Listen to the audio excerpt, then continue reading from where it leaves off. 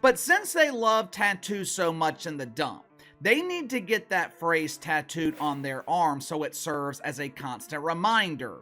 Beggars can't be choosers. We're about to dive into a wild situation at ESPN. One reporter, one tweet, and a whole lot of controversy. By the end of this video, you'll understand why this comment about the WNBA is such a big deal, and what it could mean for the future of women's sports on TV. Beggars can't be choosers.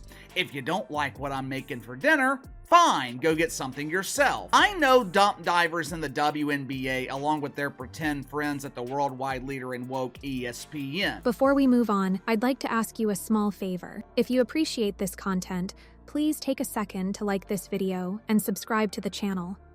Over 98% of you watch the videos without subscribing. It costs you nothing, but it makes a huge difference to us. So, did you click the subscribe button? Great, thank you so much. Now, back to the video. I know they love tattoos. If you've ever watched a WNBA game, you don't know if you're watching a pretend basketball contest or an episode of Black Ink Crew on VH1. The league is already up against some formidable obstacles in terms of viewership. Fans are being advised to turn off by one of their own broadcast partners. How about netting one for yourself? It's comparable to a restaurant owner telling patrons that their food isn't good. The WNBA has been facing an uphill battle for years. Let me explain. They're having trouble making a profit and selling out. Now that David Dennis Jr. has tweeted about it, they might as well be attempting an Everest climb while wearing flip-flops. It's not just about one man's viewpoint. It's also about the impression it gives to prospective sponsors and viewers. Let's dissect it. The WNBA requires every bit of assistance. A league that has never made money cannot afford to be picky about who it plays for. Each and every viewer and ticket matters. This means that when an ESPN reporter begins advising viewers not to watch,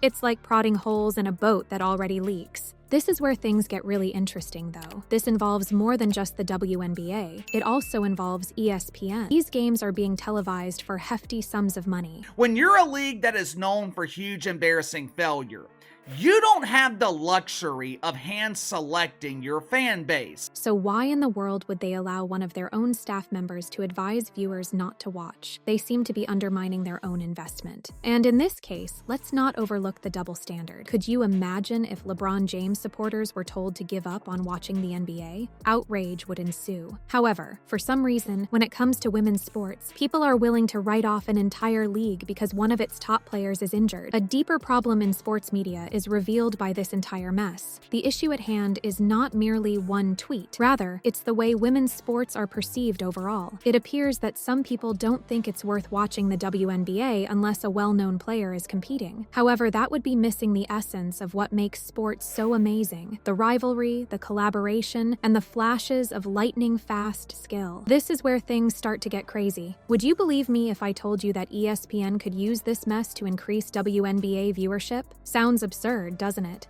However, they have the potential to pull off the ultimate comeback story, and it all hinges on how they treat their own citizens. First and foremost, ESPN needs to organize its affairs. Why would they allow one of their own guys to tell viewers to tune out when they are paying a lot of money to broadcast WNBA games? They seem to be putting themselves in danger. They must ensure that every member of their team is representing the same side. Here's an idea. What if ESPN implemented a policy prohibiting its reporters from disparaging the leagues they cover? It isn't complicated science. You don't let your staff tell customers to eat at the pizza place down the street if you're selling hamburgers. The same story over here. ESPN should make it obvious that if you work for them, your job is to promote the sports they air, not to undermine them. But putting an end to negative things is not enough. When it comes to the WNBA, ESPN could do a lot better. Imagine if they began sharing more player biographies throughout the year, as opposed to just during games. They could give us insight into these athletes' personal lives, causes they support, and passion for the sport.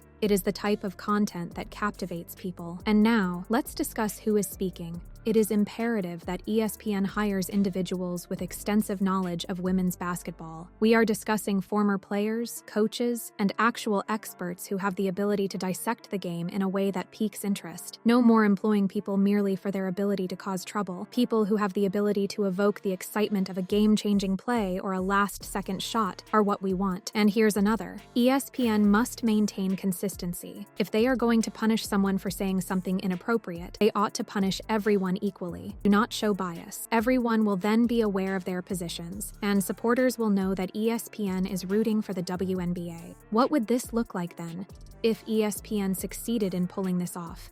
Imagine this. They make a significant announcement. They're putting more effort into the WNBA.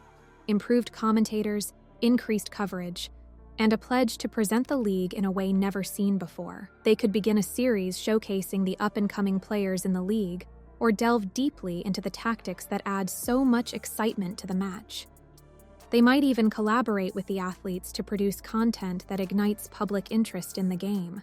Imagine witnessing your favorite WNBA player impart shooting techniques to young students, or share their journey to the professional ranks. It is the kind of content that converts infrequent viewers into ardent admirers. Converting viewers into fans is one thing, but what if I told you that the exact opposite could occur? The words of one ESPN reporter could be all it takes for the WNBA to collapse. Let's examine how one tweet has the potential to drastically alter the landscape of women's basketball. First, there could be a sharp decline in the number of viewers. Consider it. Casual viewers may simply believe an ESPN personality if he claims that watching without Caitlin Clark is pointless.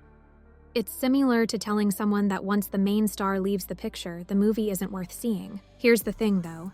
There are other women in the WNBA. There are a ton of gifted players in the league, but they may not get the opportunity to shine right now. Let's talk about money now. The WNBA is already having financial difficulties. Instead of counting revenue in dollars, they count it in cents. That is incredible. And now that this tweet is making the rounds, sponsors may start to hesitate. If you were a large corporation considering a partnership with the WNBA, what would you think? All of this negative talk makes you question whether this is a wise investment. Similar to a set of dominoes, one tweet can bring down numerous possible deals.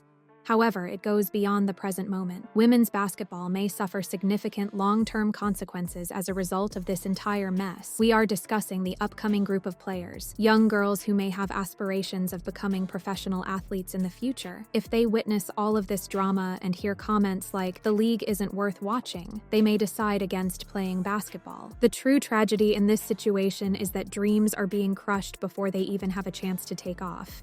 Not to be overlooked is ESPN itself. Now they're in a rather awkward situation. This reporter for them is advising viewers not to watch a league that they are paying a lot of money to broadcast. They seem to be putting themselves in danger. You have to wonder if this will cause them to reconsider how they treat their employees and what they allow them to post online. Perhaps in the near future, there will be new regulations regarding the use of social media. This is where things get really interesting, though.